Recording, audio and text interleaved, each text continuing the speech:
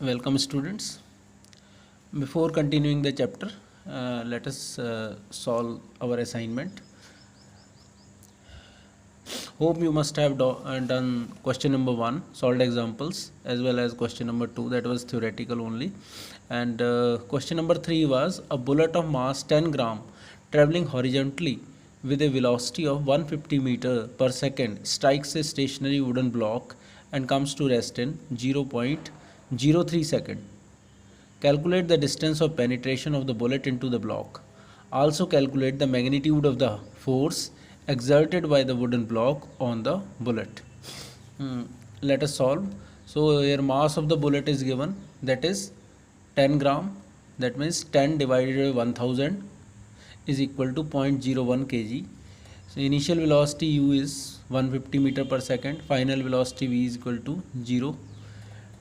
T time taken is equal to 0.03 second. So we have to find out the distance as well as the force.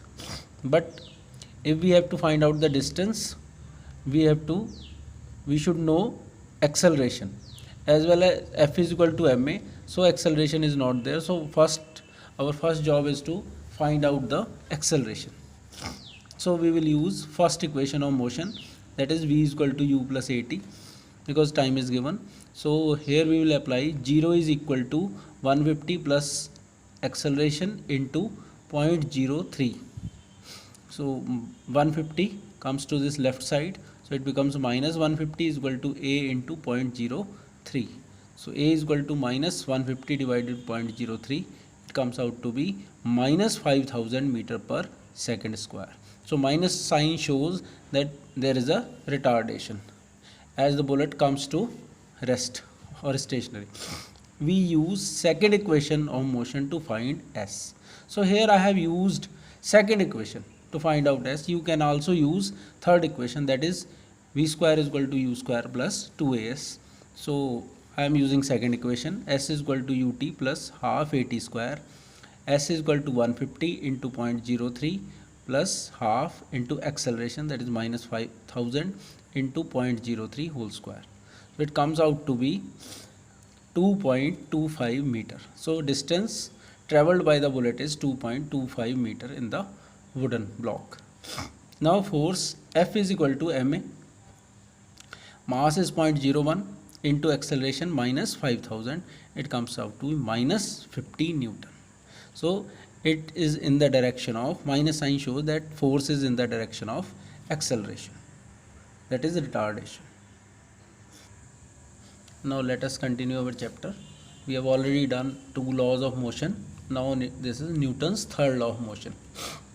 It says to every action there is an equal and opposite reaction, or in other words we can say whenever one body exerts a force on another body, the second body exerts an equal and opposite force on the first body. Let me explain you. If a boy is wearing roller skates, stands facing a wall and pushes the wall with his hands, the boy finds himself moving backwards away from the wall. It appears as if the wall also pushes the boy away. Actually, when the boy exerts a force on the wall by pushing it with his hands, then the wall exerts an equal force on the boy in the opposite direction. Since the boy is wearing roller skates, the opposite force exerted by the wall makes him move backwards.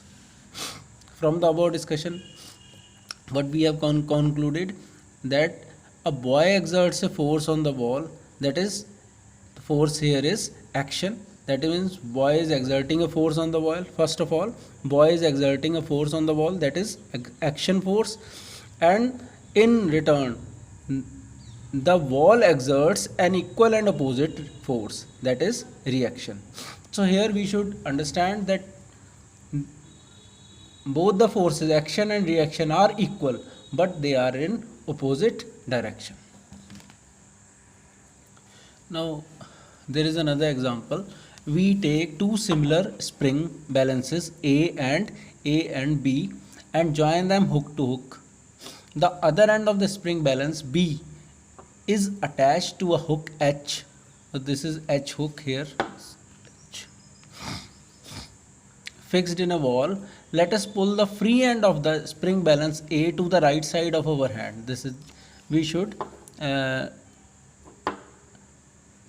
push this side. We should pull the free end of the spring balance to the right side by our hand. We should pull spring A to the right direction. We find that both the spring balances show the same reading. It is because when we pull the balance A, it exerts a force of few newtons on the balance B. The balance B pulls the balance A, spring balance A, with an equal force but in the opposite direction. Now this is action force and reaction force of this spring balance is in this direction, so both the readings are same here. Since both the spring balances show equal reading, we conclude that the action and reaction forces are equal in magnitude. So this is the diagram.